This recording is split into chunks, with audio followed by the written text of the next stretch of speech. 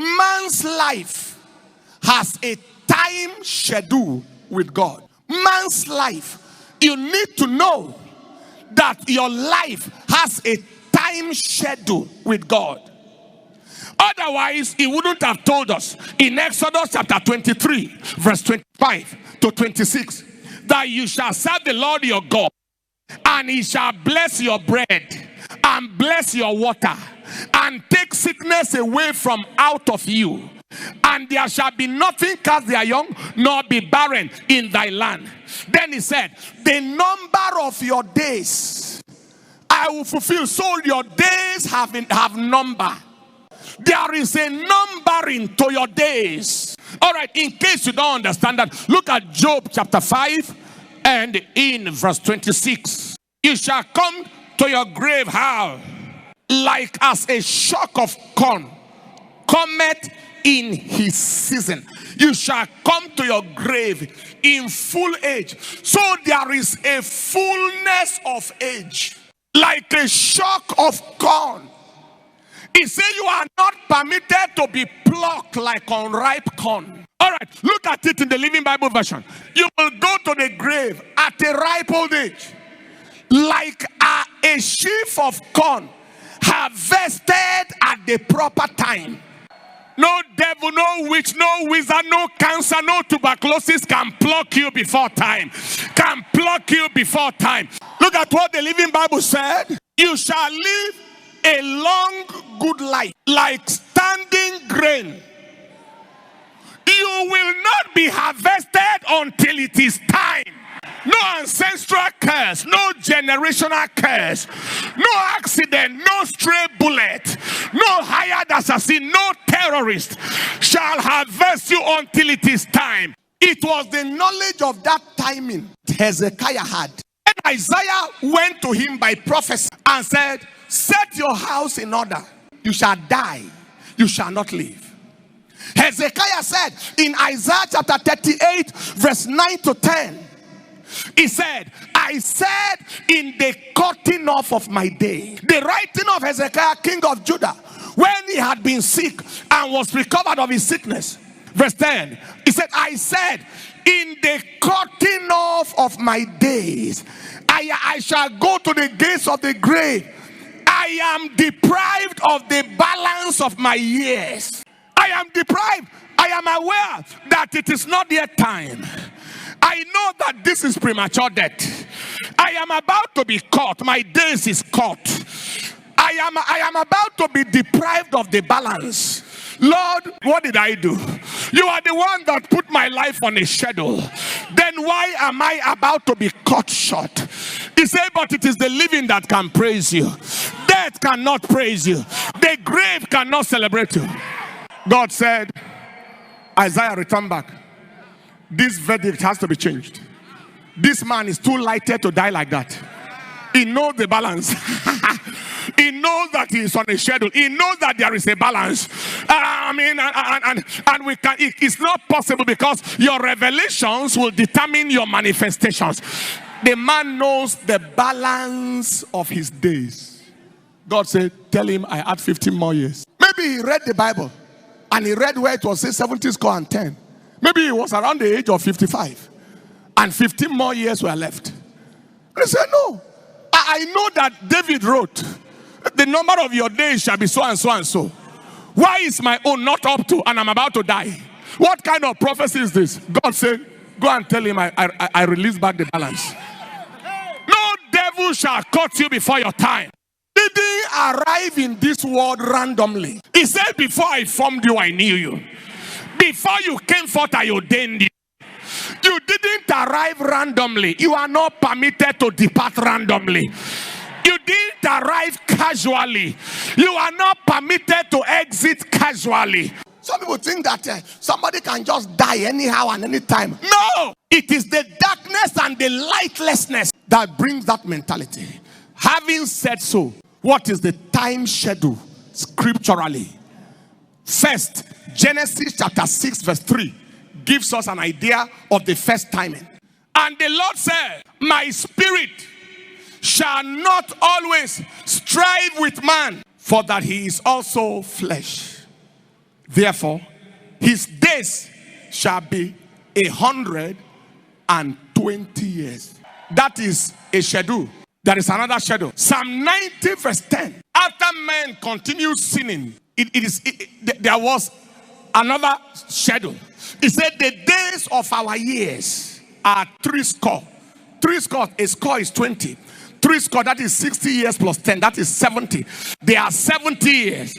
And if by reason of strength, someone is very, very strong, it goes on to 80 years. Yet is their strength, labor, and sorrow, for it is cut off and we fly away. This was the situation of the rebellious Israelites in the wilderness.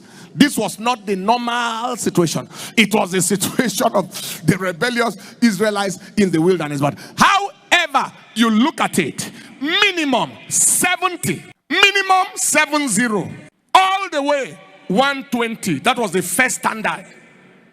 Then he gave us another standard, and that was in Psalm 91 verse 16. So we have 3 levels. He said, okay, start from verse 15, talking about those who call on him. He shall call upon me and I will answer him. I will be with him in trouble. I will deliver him. I will honor him. With long life will I satisfy him and show him my salvation. Even though I said lower limit is 70, upper limit is 120.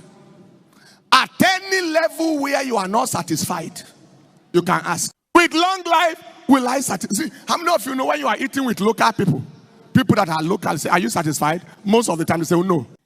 Papa was said in the village children, are you satisfied? No. Bring more food. Are you satisfied? Until the tummy is like this. That is, you have 70 minimum, you have 120 at the other end. But in case you are still not satisfied, let me know what you want. No wonder Abraham crossed that 120, despite that the upper limit was 120. Look at Genesis 25, verse 7 and 8. Let's look at that. And these are the days of the years of Abraham's life, which he lived 150 years. 100, 3 score is 60, 15, that's 175 years. He crossed that upper limit by 55 years. What about Isaac? Genesis 35, verse 28 and 29. 35. And the days of Isaac were 180 years old. And Isaac gave up the ghost and died. He was gathered unto his people, being old and full of days. And his sons Esau and Jacob buried him. Isaac went ahead of that upper limit by 60 years. What of Jacob? Genesis 47 verse 28. Genesis 47, 28. The Bible said, the days and Jacob lived in the land of Egypt 17 years. So the whole age of Jacob was 147 years. He lived 27 years above the upper limit. Joseph didn't reach the upper limit. He was 10 years short. That was Genesis 50 and in verse 26. Genesis 50 and in verse 26. So Joseph died being 110 years old. All right? And they embalmed him and he was put in a coffin in Egypt. And then we looked at Moses in Deuteronomy chapter 34 and in verse 9. Deuteronomy 34 and verse 7. And Moses was 120 years. That's upper limit. When he died, his eye was not dim and his natural force was not abated. Some people say, does it mean it only happens in the Old Testament? Yes, Paul the apostle was called an aged man. Aged, we don't know the age. He may be 90, he may be 100, he may be 120, but it was Paul the aged. According to Philemon verse 9, he said, yet, Philemon has one chapter. He said, yet for love's sake, I rather beseech you, being such an one as Paul the aged, and now also a prisoner of Jesus Christ. Paul the aged. You know, if you read the writings of John the Beloved, the one who wrote Revelation, the one who wrote the epistles, the one who wrote the gospel, he said, my little children, my little children, my little children. Church history holds that John the Beloved was the only one that died by himself. The others died by persecution. He died, according to church history, about or beyond the age of 120 years old, the one who wrote Revelation, he suffered all manner of persecution. There is a time schedule to the matter. It is not like a witch will sit down and say, I give that person 7 days. They haven't born that witch yet. Except you don't understand who you are and what you are all about. It's not that an occultic person will sit down and say, let me see how you will see the end of the year. They have not born that devil. They have not born that devil. Or a wicked man with a weapon in his body said, I will take you out of this life. He will be out before you know what is happening. He will be out. You didn't appear accidentally. And you are not permitted to disappear accidentally. This is the kind of ruggedization you need in this day of wickedness, to let the devil know your life is not on the line for any devil.